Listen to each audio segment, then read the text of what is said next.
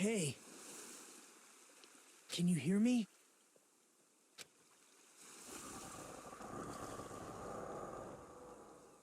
Like you just a tiny bit.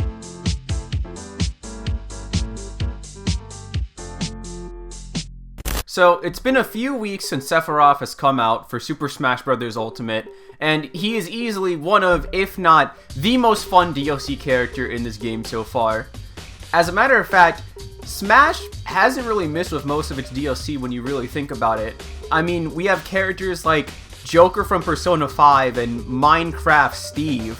It's kind of insane. But even with insane characters such as that, I kinda can't help wanting a bit more.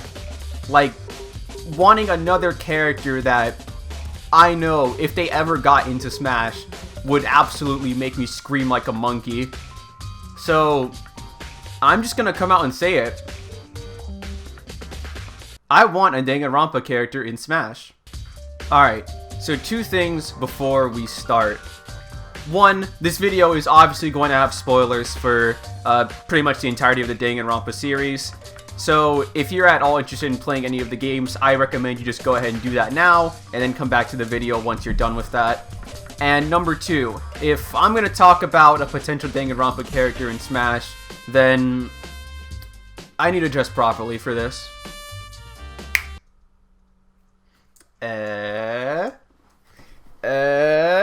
Okay, so obviously I gotta talk about who I think the character would be. And I'm just gonna start off by saying that I don't think, or at the very least, I wouldn't prefer that the character be someone like Monokuma. And the reason for that is because I think the character would be too simple. And what I mean by that is Monokuma is a very cartoonish character. I can imagine his moveset being a bunch of claw swipes, maybe having some references to a lot of the executions throughout the series, and his final smash, I mean, it's a no-brainer, it would be the Monokuma ball. But think about it, the Smash team doesn't really do simple, well, except for Byleth. But aside from that, we're talking about the group of people who had to reprogram every single stage in the game just so that Steve's digging mechanic would work properly. We know that the Smash team isn't above putting in that extra hour so that their character and franchise can be properly represented in Smash. So, with that being said, that realistically leaves three candidates. That would be the three main protagonists of each game: Makoto Naegi, Hajime Hinata, and Shuichi Saihara. And before I go into who I think it would be, I just want to take a brief moment to explain the gameplay of Danganronpa. Now, Danganronpa is mostly a visual novel series, but the true gameplay starts when you have to do an investigation and a class trial. In investigations, you have to go around collecting evidence, which are called truth bullets. And then once you go into a class trial, you and your classmates discuss who you think the culprit of the murder is, and you have to use the truth bullets that you've collected throughout the investigation to shoot down any lies or contradictions that any of your classmates might make in order to further the debate. It's pretty straightforward. There are other gameplay mechanics within the class trial, but I'll go into more detail about those once I'm talking about the character's moveset. So, now that I've explained the basic gameplay of Danganronpa, I'm just gonna go ahead and say that out of the three characters that I listed, I think Hajime would be the best representative for Smash Bros. And the reasoning for that is pretty simple. I think that all the gameplay elements from Danganronpa 2 would have a smoother time transitioning into a moveset rather than the mechanics from the other games. Danganronpa 1 is pretty straightforward gameplay-wise. There aren't too many crazy mechanics in that game. And while Danganronpa V3 definitely has the most gameplay elements in a class trial, I don't know how the Smash team would incorporate something like Psych Taxi, Lie Bullets, or the Mind Mine into a moveset for Shuichi. They probably could, I just don't see how it could happen. I think Danganronpa 2 has a good balance of gameplay elements that would be a really good moveset for Hajime. And speaking of moveset, let's talk about what would be Hajime Hinata's moveset in Super Smash Bros. Ultimate. For Hajime's neutral special, he wields a gun. And by that I mean he's going to use the silencer and the truth bullets as his neutral special. Now, while you use truth bullets to shoot down contradictions in a classmate's argument, there are going to be these things called white noise that try to block you from shooting down the classmate's weak points. And the only way to get rid of these white noise is to use the silencer. However, you can't use the silencer to shoot down any contradictions that your classmates make, so you have to be careful when you're using both of these things. Hajime's silencer would be pretty similar to a projectile like Fox's neutral B or Joker's neutral B. It wouldn't do that much damage, it would do virtually zero knockback, but it would be a good way for Hajime to rack up damage from a distance. But that's not all his neutral B will be able to do. He'll be able to upgrade it into the truth bullets. Now, as I mentioned before, you have to go around and find evidence in order to get truth bullets, but I don't know how they would incorporate that in Smash. My best bet is that they would do something similar to Inkling, to where if you press the shield button plus B with Hajime, he'll take a second to inspect the ground around him and maybe pick up a truth bullet. But I think an easier way of having Hajime fire the truth bullet is to simply have him hold down the B button in order to load the truth bullet into a cylinder and then shoot it out as a projectile. So you would rapidly tap the B button in order to use a silencer, and you would hold the B button down to shoot a truth bullet. And the truth bullet would be a decently strong projectile. I would imagine it having the same amount of knockback as a half-charged charge shot from Samus. And moving on to his side B is going to be Hangman's Gambit. Now, there are 3 versions of Hangman's Gambit, but obviously, since Hajime is going to be the character, we're going to use the Hangman's Gambit from Danganronpa 2. And the way that Hangman's Gambit works is Hangman's Gambit is a mode where you play Hangman. You have to guess a word using the letters that are on screen. The way it works for Danganronpa 2, however, is that you have to match 2 letters that are floating by on your screen, and you can't have 2 different letters clash together or else you'll take damage. So the way I see this move work would be similar to that 1 assist trophy with all the numbers and stuff, and how if you get them to match a 10, it'll have a big explosion.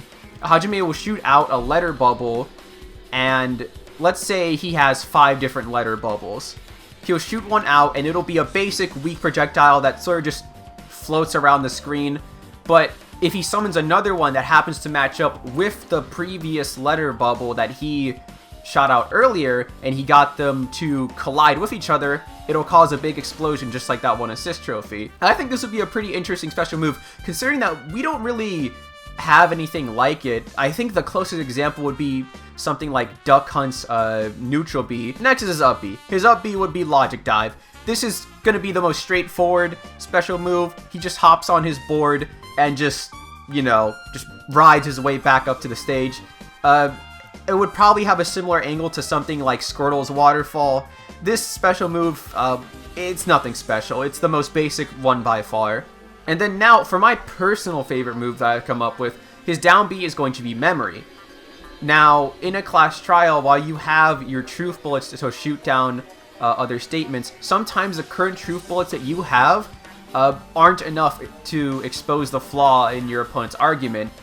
So what you're going to have to do sometimes is make a truth bullet on the fly. And to do that, you have to memorize another classmate's statement and use it as a truth bullet against them. And the way this would work out in Smash Bros. Would be pretty similar to Incineroar's Revenge. Someone would try to attack Hajime, whether it be a melee attack or a projectile, and Hajime would go into his memorization stance and absorb the attack. And then his next truth bullet will be amplified based on how strong the attack that Hajime absorbed was. And the thing about memory bullets is that once you load them into your truth cylinder, you can only fire them off 1 time. So it would be a fairly good risk-reward type of move. And then finally, his final smash would be the Panic Talk action. Sometimes even when you have the culprit backed into a corner, they're simply not going to listen to what you say and refuse to accept that they're the murderer. So what you have to do is you have to go into this mode called Panic Talk Action. It's a rhythm game where you have to break down all their statements and then shoot them with 1 final truth bullet to finish the class trial and expose them to everyone else. And I think this would make a great final smash. If anything, I would want it to be based off of this image right here. I want everyone, all the main characters of the Danganronpa franchise to jump out with Hajime and Kaede and Shuichi could even join in on this too. They would all jump out and shout one big "No, that's wrong!" at the opponent and completely destroy them. It would be so freaking cool. And that's going to be his moveset as far as special moves go. I don't really have too much in the way of normals. I don't know how they would do that, honestly, because it'd be pretty weird in my opinion to see someone like Hajime throwing punches and kicks around in Smash. But if they were able to make someone like Villager into a fighter, I'm sure they could find some way to give Hajime a normal moveset. And obviously, since he would be DLC, that would mean that he also has to come with a stage. And since it's Danganronpa 2, the obvious choice would be Jabberwock Island. Jabberwock Island would be your run-of-the-mill transforming stage. It would probably be extremely similar to something like Byleth Stage, Garrick Mach, to where you travel around the different islands and see various members of the Danganronpa 2 cast in the background. Pretty straightforward stage, and seeing as how it wouldn't be legal since Smash players hate moving stages, you could even throw in the Mono Beasts in there as stage hazards. Alright, here's the fun part though, the music that would come with Hajime. Danganronpa has really good music. Typically for DLC characters, they come with around 9 songs, but let's just go above and beyond, and let's say that we get super duper lucky and Hajime comes with 15 songs, right? It's a stretch, it's never gonna happen, but let's just say for the sake of this video that it would be that way. This is the music list that I've come up with. I did my best to pick 5 songs from all 3 of the main Danganronpa games in order to have an equalized representation of each game. I'll go ahead and play some of them just so that you have an idea of what they would sound like in Smash.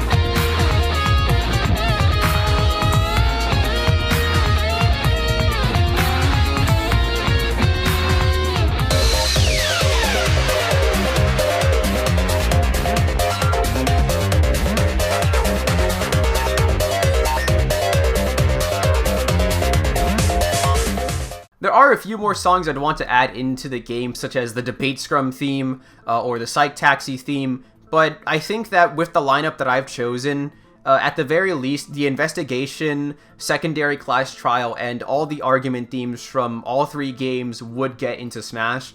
Though I will say, something in particular that I'd like to see would be a remix of V3's Closing Argument theme. I would love to see how the Smash team would remix it in order to be more suitable for the game. The remix for Beneath the Mask from Persona 5 is one of my favorite Smash originals. And if you've heard the original Beneath the Mask before, then you would know it's definitely not a song for a fighting game. So I think that if they really tried, a Closing Argument remix would sound amazing in Smash Bros. Last but not least, we're going to talk about what Hajime's alts and colors would be in Smash Bros. And this is the easiest one by far. Variation number 1 would be Hajime. Number 2 would be a Nagito themed color. Number 3 would be Chiaki. Number 4 would be Makoto themed. Number 5 would be Kyoko themed.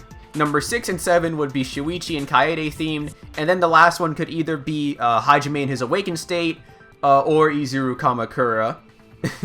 I actually tried to make these alts myself, but I'm terrible at Photoshop. Like, here's one that I made for a Chiaki-themed Hajime, and yeah, I know, it looks terrible. Danganronpa is a series that I recently got into the previous year, and it's definitely one of my favorite video game series that I've played. I am just such a sucker for anything mystery related. I love mystery books, mystery TV shows, so being able to play through a mystery visual novel was really great, and I would love for Hajime to be a character in Smash Bros. Alright, well, thank you everyone for making it this far into the video. If you liked the video, please be sure to like and subscribe to the channel. I'm currently on the road to 20,000 subscribers, so I hope that you can help me with that. And speaking of Smash and Sephiroth, whenever this video goes up, a few hours later, I'll actually be streaming Final Fantasy VII. It'll be my first time playing the game ever. I'll be streaming that on my Twitch channel at twitch.tv/JoshDL__. And I also have a Discord and a Twitter, so go ahead and follow me over on those sites. And with all that being said, thanks once again for watching this video, and I hope you have yourself a good one.